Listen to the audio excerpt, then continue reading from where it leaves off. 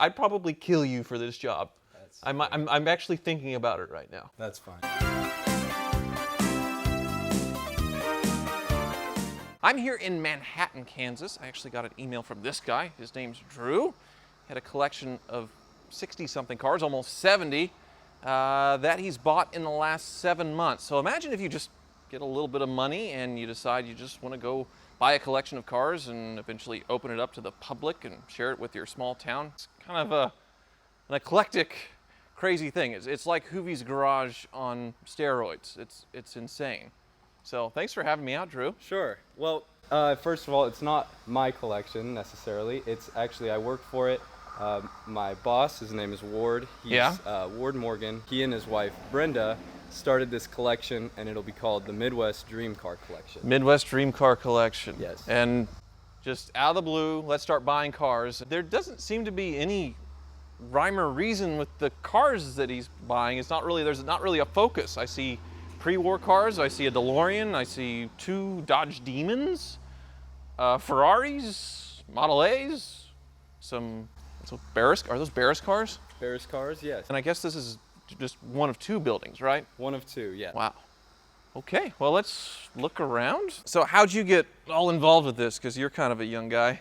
Well, so I started as an intern. I graduated to Curator, and so that's my current job. So you're a curator of an auto collection with what looks like millions of dollars of cars at age 21. 21. And I'm sure there's plenty of 21-year-olds at home right now playing Fortnite, wondering what they're going to do with their lives, and then there's Drew. Well, you still play Fortnite? I'm not good at it, but I've played, yeah. Huh. So, DeLorean, a Tesla Roadster, a Ferrari 458, and a Ferrari 430. So do you help him purchase these cars? Like, you tell him you research these? I do a lot of the research behind finding them, but a lot of it's what he comes up with. It's cars he finds interesting. And then you kind of get on the internet, click around, make sure he's not overpaying. Sure. Right? That's the goal. That's what I try to do. That's because there's going to be a little bit of a buying and selling going on with this collection as well, right? It'll be kind of a museum that's always changing, I guess, right? That's exactly right. That's really cool. They've given me an open invitation to come look at, review, drive any of these cars I want. So if you see one that you really like, put it in the comment section that you want me to drive it and review it, because really I'm overwhelmed. Starting with, this DeLorean looks really clean.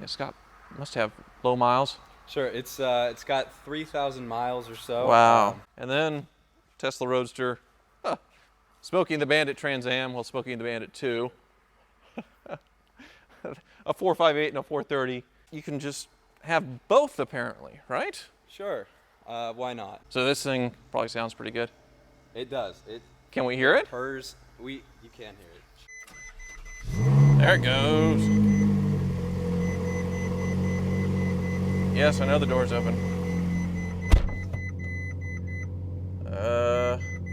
Electrical system failure. Go to dealer. Oh. Sounds good though. It's just like home. It's a hoopty. It's a hoopty. Hoopty 458. Yeah, it'll get there. I'm sure it's just minor fixes. Maybe even just from sitting too long, low battery. We have a full-time mechanic, and he's able to fix anything. You have your own wizard. Yeah. Yes, I imagine you would need a mechanic on the payroll for this to even make sense. Absolutely. Is that what I think it is? It is indeed. Is that the Sonny and Cher's Mustangs? They are. Holy crap. I know a little bit about these. I know they're Barris-built cars. So they're matching Barris custom Mustangs made specifically for Cher and Sonny. Yeah. Back in about 1966. Wow. It's all custom. Yeah. You got weird little groove in the hood here. Not a normal Mustang. It's almost got a Mopar kind of look. And then I remember on the back, it kind of predates the Shelbys, right? With the weird taillights. Oh yeah. This is sweet. And it just keeps going. I can't. Yeah, you've got like a NASCAR down there. Oh, actually 2 NASCARs. Yeah, I was so busy with the front row, I didn't look at the back row. Because you have a Superbird. 440? 446 pack. And it has the horn. It does, but... Uh-huh. just like the Roadrunner.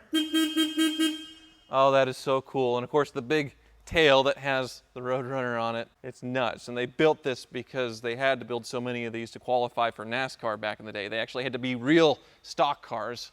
They're definitely not stock cars today. They look more like that Taurus over here that has zero parts to do with the Taurus. It just kind of looks like one. Well, and this is probably one of the rare cars in the collection, and I'm overlooking it again, a 53 Vet. So it's one of the 300 original cars built by Chevy under the Corvette brand, and this is number 201. Right, and they weren't really fast back in 53 at all. Was it like an inline six? It's an inline six, the Blue Flame. The Blue Flame. Yeah, but it certainly looks the part. Because this is a Harley Earl designed car, right? It is, yeah. It looks like there's other Harley Earl cars. That must be another thing that he likes. Now, I knocked my shins earlier on this car, and Drew and I couldn't remember. I know this is a Harley Earl Cadillac, has the P-38, the World War II airplane wings on the back, but I know these bullet noses here on the front, I think it was named after a 1950s celebrity based on, you know, but I can't think of the name. So tell us in the comments because we can't remember. So it's not just one demon. Apparently you need two demons so you can drag race with your buddies, or just... What's better than one? And then behind it are Volkswagens. Beautiful Volkswagens. This is a 1963 23 window. 23 windows. Yeah. Is that the most windows they put in? That's it. It's known as the Samba bus. It's the Samba, yeah, because the more windows, then the more valuable. And a lot of these, they still have the auction stickers from them. When you bought like Barrett Jackson with this one, and I've seen a few Meekums and Leaks and all that. Yeah. So it's a buying spree. This has got to be so much fun. It is fun. Oh, wow. And then we're in pre-war alley-ish kind of down here. Oh, you've got Packards. You've got Packards. We do. A pair of pre-war Packards. Oh, jeez. Oh, man. They still have the stickers on them. A 31 and a 32. Both drop tops. Oh. This is like a Concours quality Packard that I'm definitely don't want to scratch. Oh, am I doing this right? I think so. They were just so much faster than the Model A's of the day. Oh, whoa, man. It's like a Game of Thrones scene going on here, and it's a 6-wheel conversion van. Were you around when you bought this? I was not, actually. This is definitely something that you just see at the auction. You're like, I gotta have it. Yeah. Oh, how could you not buy a 6-wheel night van? And an Isetta with wine corks glued to it. Yeah, so this is not actually our car. This was loaned to us by Dwayne Saunders of Minnesota. He's a wino. He's a wino. Knock down a couple balls a day, glue it to your Isetta. Since you can't drive it, you know, you're too hammered. I'm just overwhelmed. There's another Packard, 57 Chevy, of course, Nash Metropolitan, then back to the Sonny and Cher cars. And you all say I have a problem, but this is genius. This is what I would do. This is what I'm already kind of doing. And this is just one of 2 buildings, right? This is. There's more. There's more. Just keeps going and going and going and... Oh, so this is where the magic happens, huh? This is where the magic happens. And a Ventador? So this was previously owned by Mario Andretti. Really? That's super cool. And this is the first time I've ever seen an open spot. So what's missing here? This would be the Ford GT. A Ford GT? 2006. Oh, I know somebody that has one of those. Yeah, I'm more interested in the Bricklin. Is the electric door? So how's that? Works. It works? Perfectly. So you just push this? Captain's log, stardate 35642.1. I'm entering shuttle pod 15. Got a little Klingon though. And a beautiful Mach 1. Normally I'd give that a second look, but after everything I've seen today, the only brass era car I've seen of the bunch, huh? Yeah, so it's a 1907 Ford Model R, which Wow. was right before the Model T. I didn't know they had electric guitars in 1907. That's a pretty cool accessory to this Ford for the Model T.